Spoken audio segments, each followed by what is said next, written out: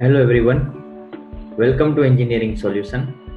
Please like, share and subscribe this channel to get the next videos.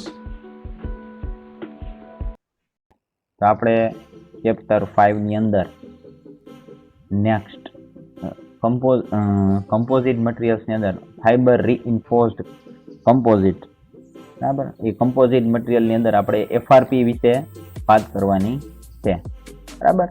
કે આ જે FRP જે છે એનું મેં ફૂલ ફોર્મ તમને કીધું હતું, એટલે કે ફાઇબર રીઇન્ફોર્સ્ડ પ્લાસ્ટિક. હવે આ જે ફાઇબર રીઇન્ફોર્સ્ડ પ્લાસ્ટિક જે છે તે પોતાની અંદર ઘણી બધી સારામાં સારી પ્રોપર્ટીઝ ધરાવે છે, જેના હિસાબે આનો ઉપયોગ જે છે ને બહુ વાઇડ એરિયામાં થાય છે.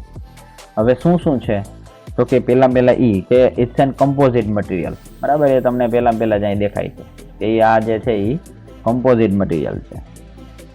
અને તે પ્લાસ્ટિકના બંધારણની અંદર in the matrix structure of plastic it has a highly bonding structure, બરાબર છે. એક પ્રકારનું જે છે ને એક અતૂટ સ્ટ્રક્ચર ધરાવે છે, હાઈલી બોન્ડિંગ, બરાબર છે, નોન બ્રેકેબલ. અને અથવા તો આપણે જોઈએ ને તો એ એક જે છે ને ત્રુટક હોય, આ ત્રુટક રીતે એક પ્રકારનું જે છે એ હોય છે. પ્લસ બીજી વસ્તુ એ કે high strength to weight ratio, બરાબર. આની જે અંદર જે છે ને એ શું છે, it has a high strength to weight ratio, તે ઓછા વજનને વધુ તાકાત આપે છે. પ્લસ એની સાથે તે high heat and fungi resistance પણ છે. હીટ એટલે કે ઉષ્મા અને ફંગી એટલે કે ફૂગ, તે હીટ અને ઉષ્મા અને ફૂગને જે છે એને પણ રેઝિસ્ટ કરે છે. દેન આફ્ટર નોન ફ્લેમેબિલિટી, બરાબર. આ સળગી ઉઠતું નથી એવી રીતનું આ પ્લાસ્ટિક છે. FRP it's N high strength, બરાબર છે, હીટ રેઝિસ્ટ કરી શકે છે. ઇટ મીન્સ દેટ કે it can sustain a heat, and that's why it will not flammable, બરાબર છે. આ ઇનફ્લેમેબિલિટી ધરાવે છે, એટલે કે નોન ફ્લેમેબિલિટી ધરાવે છે, સળગી ઉઠતું નથી. આ તેની ખાસ ખાસિયતો છે. એ એફઆરપી ની અંદર આપણે ધ્યાનમાં રાખવાની છે. નેક્સ્ટ આપણે આવે છે તેના પછી એ કમ્પોઝિટ મટીરિયલ્સની અંદર ની આપણે ચર્ચા થઈ ગઈ છે. પછી આપણે છે નેક્સ્ટ રિફ્રેક્ટરી મટીરિયલ, બરાબર. તો રિફ્રેક્ટરી મટીરિયલ જે છે it's a material which able to sustain high temperature, બરાબર. It's and here is correction one of, okay, it will be able to sustain higher temperature, બરાબર. રિફ્રેક્ટિવ મટીરિયલ કેવું છે કે જે છે ને એ એકદમ હાયર ટેમ્પરેચર જે છે એ સસ્ટેન કરી શકે છે, બરાબર.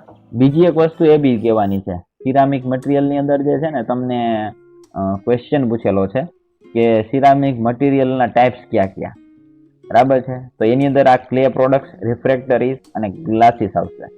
અને એનું ક્લાસિફિકેશન જણાવું તો here is the classification according to work and according to structure. This answer you have to write in your question make answer or say assignment. હવે નેક્સ્ટ આવે છે રિફ્રેક્ટરી મટીરિયલ્સ. તો રિફ્રેક્ટરી મટીરિયલ્સની અંદર which be able to sustain high temperature, તે અતિશય higher temperature જે છે એ refractive material જે છે એ સસ્ટેન કરી શકે છે, બરાબર.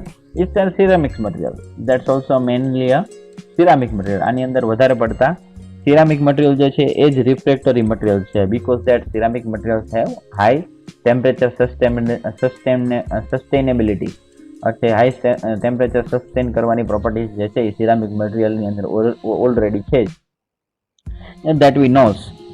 હવે આવા મટીરિયલ જે છે એ ક્યાં ઉપયોગમાં આવે તો કે આની જે છે ને લાઇનિંગ કરવામાં આવે. લાઇનિંગ એટલે કે લેયર્સ કરવામાં આવે, બરાબર છે, આખા લેયર્સ કરવામાં આવે. તો આ જે લાઇનિંગ જે છે, બરાબર છે, એ કેમાં હોય તો કે બોઇલરમાં હોય, ફર્નેસીસમાં હોય, ફ્યુઝમાં હોય, રીજનરેટર્સમાં હોય, ક્રુસિબલ્સની અંદર હોય, અને એ સિવાય ઘણી બધી જગ્યાએ એટસેટ્રામાં પણ આના જે છે એ લાઇનિંગ અથવા તો એની બ્રિક્સનું આખું એક લાઇનિંગ જનરેટ કરવામાં આવે કે જેની અંદરની સાઈડમાં બીજું એક સ્ટીલનું કેવું મટીરિયલ હોય, અથવા તો એની બહારની સાઈડમાં એક સ્ટીલનું કેવું મટીરિયલ હોય, અને એની અંદરની સાઈડમાં તમારું મટીરિયલ હોય કે જે ગરમ થતું હોય છે. બરાબર. જેમ કે વાત કરી લઈએ આપણે ફર્નેસ, તો ફર્નેસની બોડીની અંદર એનું લાઇનિંગ હોય છે. ઓકે, રિફ્રેક્ટરી મટીરિયલ જે છે એ આમ તો જોઈએ તો ફર્નેસ જે છે એના બોટમ સાઈડમાં એટલે કે એના તળિયાના ભાગમાં પણ હોય છે, સાઈડની સરફેસ ઉપર હોય છે અને પ્લસ એના ટોપ ઉપર પણ હોય છે. ફર્નેસમાં એ ઘણી બધી જગ્યાનો ઉપયોગ થાય છે. અને able to sustain temperature about 1580 degree centigrade. બરાબર, એ કેટલું ટેમ્પરેચર સસ્ટેન કરી શકે છે? About 1580 degree centigrade.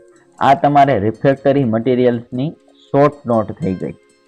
ઓકે, અને આ સિવાય એકાદ પોઈન્ટ્સ તમારે લખવું હોય તો કે આની અંદર કેવા મટીરિયલ્સ જે છે એ ખાસ કરીને રિફ્રેક્ટરી મટીરિયલ્સ તરીકે હોય તો કે સિલિકા છે, alumina, tungsten carbide, zirconia, magnesium, that all are the materials of refractory materials. બરાબર, આના તમે મટીરિયલના નામ લખી શકો કે જે આ રિફ્રેક્ટરી મટીરિયલ્સ છે.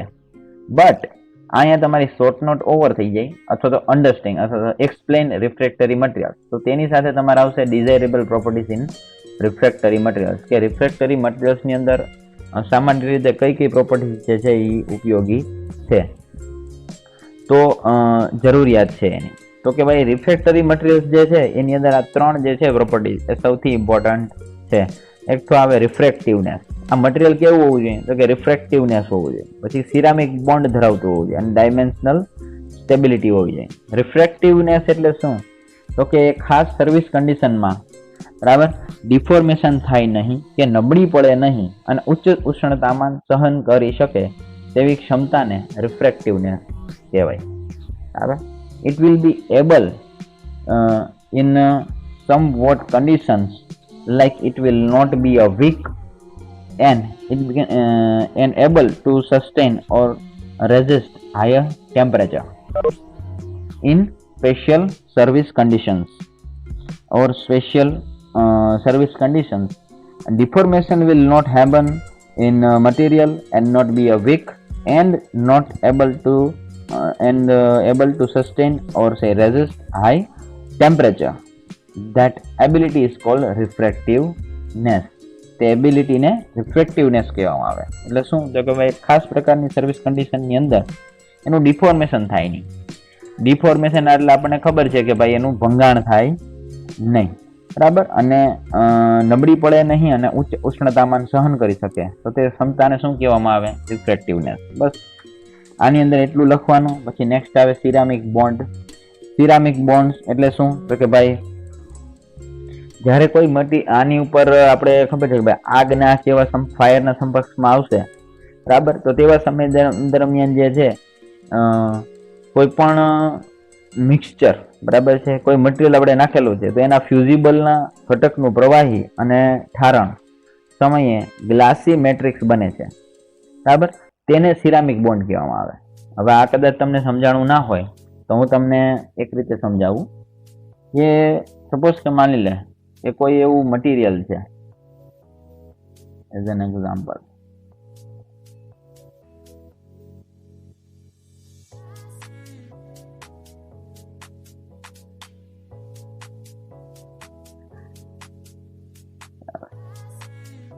બરાબર, it's an one type of material, કોઈ એક મટીરિયલ છે, બરાબર, અને આ મટીરિયલની સાથે બીજું એક મટીરિયલ પણ તમે એડ કરેલું છે અને આખું મિક્સચર બનાવેલું છે, મિક્સચર. ઓકે, હવે આ મિક્સચરના ફ્યુઝિબલ ઘટકનું, બરાબર, એન્ડ ઇન ધીસ ફ્યુઝિબલ એલિમેન્ટ, બરાબર, આની અંદર જે ઓગળી શકતું હોય એવા ઘટકનું જે પ્રવાહી કરણ થઈ જાય, બરાબર, એટલે it will convert into liquid form and then after in a solid form it cool down, it cools down, બરાબર, એનું ટેમ્પરેચર હાયર થાય એટલે એ પ્રવાહી બને, પછી ઠંડુ પડી જાય, it cools down, બરાબર, તે સમયે ગ્લાસી મેટ્રિક્સ બને છે, બરાબર, તે સમયે શું થાય? એક ગ્લાસી મેટ્રિક્સ બને છે. આ મેટ્રિક્સને સિરામિક બોન્ડ કહેવામાં આવે. જે ગ્લાસી મેટ્રિક્સ હોય ને એ outer surface of the furnace or say outer surface of the boiler, બરાબર છે, આ સિરામિક બોન્ડ કરે છે. તો આ બાબત એ ઉચ્ચ ઉષ્ણતામાનને ઉપયોગમાં લેવા છતાં ડાયમેન્શનલ સ્ટેબિલિટીનો ગુણધર્મ ધરાવે છે. એટલે કે શું કે it will be not a break or not be crack. Okay, it will not crack or break. It will sustain, resist higher temperature, which is in the inner side of the boiler or say surface, and it can resist it. બરાબર, એ એને resist કરી શકે છે જે outer surface જે છે ને એ. ઓકે, તો that's called a ceramic bond. Ceramic bond રિફ્રેક્ટરીની એક શીત સ્ટ્રેન્થમાં વધારો કરે છે. બરાબર છે, એના કુલિંગ સ્ટ્રેન્થની અંદર એ ઇન્ક્રીમેન્ટ કરે છે સિરામિક બોન્ડ. બરાબર, એટલા માટે સિરામિક બોન્ડ જે છે એ જે રિફ્રેક્ટરી મટીરિયલ્સ જે છે એની અંદર હોવો જરૂરી છે. પછી આ એક ગુણધર્મ છે. બરાબર, આ એક ગુણધર્મ છે. આ બધા ગુણધર્મ છે. ઓકે, નેક્સ્ટ આવે ડાયમેન્શનલ સ્ટેબિલિટી. હવે ડાયમેન્શનલ સ્ટેબિલિટીની આપણે એક વાત તો અહીંયા કરેલી જ છે કે તે પોતાની જગ્યાએથી ચલિત ન થાય. હવે શું થાય, સપોઝ કે માની લો કે કોઈ આવી રીતની બોઇલરની બોડી હોય કે જે સિરામિક મટીરિયલની ફર્નેસની બોડી હોય, સિરામિક મટીરિયલની બનેલી હોય, અને વચ્ચેથી એ થોડું ઘણું ક્રેક થઈ જાય તો શું થશે, અહીંથી હીટ બહાર નીકળશે. ઓકે, અને ધીરે ધીરે એ એક્સટેન્ડ થશે કારણ કે અહીંયા હીટ બહુ જ હાયર ટેમ્પરેચર ઉપર હશે અને પ્લસ પ્રેશર એ બહુ હાયર હશે. તો શું થશે, જ્યારે હીટ અહીંથી બહાર નીકળશે એટલે અહીંથી આખે આખું જે બોડી જે છે એ ફાટવાની અથવા તો ક્રેક થવાની શક્યતા રહે. તો it's an blast of the furnace or say blast of the boiler. That's why dimensional stability and ceramic bonding structure is important in refractory material. લાંબા સમય સુધી ઉચ્ચ ઉષ્ણ તાપમાનનો સામનો કરવા છતાં કદમાં કોઈ પણ ફેરફાર ન થવા દેવાની મટીરિયલની ક્ષમતાને ડાયમેન્શનલ સ્ટેબિલિટી કહેવાય. It is defined in dimensional stability what we can say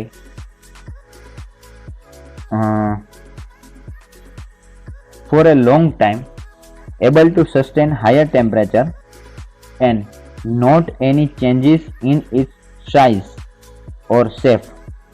That property of the materials is called dimensional stability. It can be able to sustain or say resist higher temperature, not any changes in its size, and also not any change in its materials ability. That is called dimensional stability. હવે higher temperature ઉપર physical અને chemical stability એ રિફ્રેક્ટરી મટીરિયલ્સની એક primary needs છે. બરાબર, physical and chemical stability. કોઈ પણ પ્રકારની physical અને કેમિકલ રિએક્શનની સાપેક્ષે જે રિફ્રેક્ટરી મટીરિયલ જે છે એ પોતાની અંદર કંઈ પ્રોપર્ટીઝની અંદર ચેન્જ કરવું જોઈએ નહીં, not any change. Okay, that's important. બરાબર, હવે dimensional stability, ceramic bond and રિફ્રેક્ટિવનેસની અંદર આપણે એટલી જ વસ્તુ લખવાની છે. ઓકે, એના કોઝિસ ઓફ ફેઇલર અને એ બધી વસ્તુઓ જે છે એ આપણે ઇમ્પોર્ટન્ટ એટલી બધી નથી, but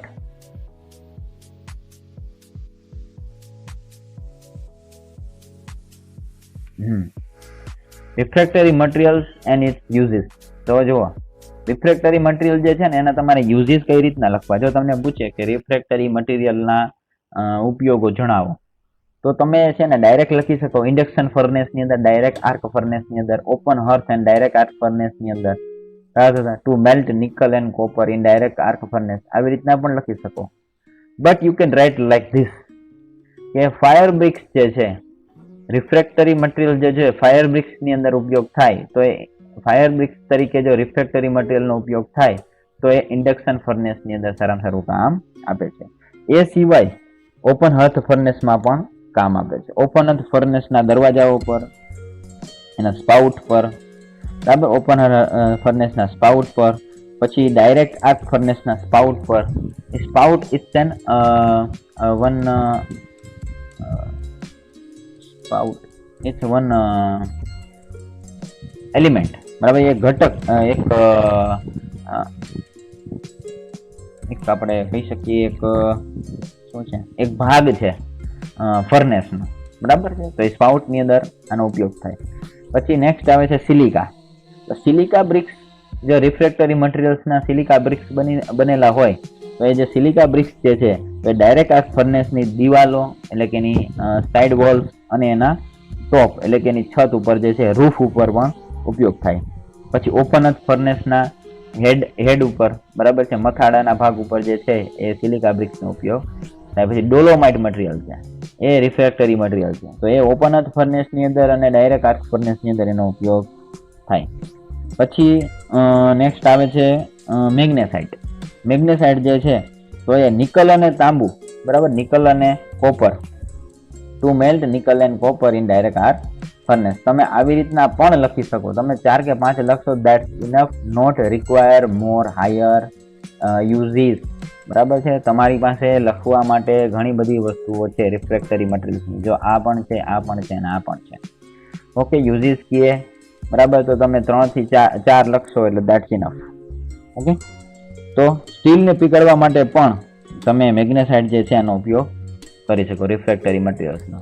this is the refractory material, its thought not, its uses and its properties.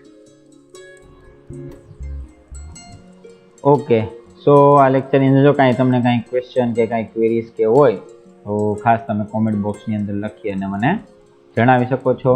Thank you.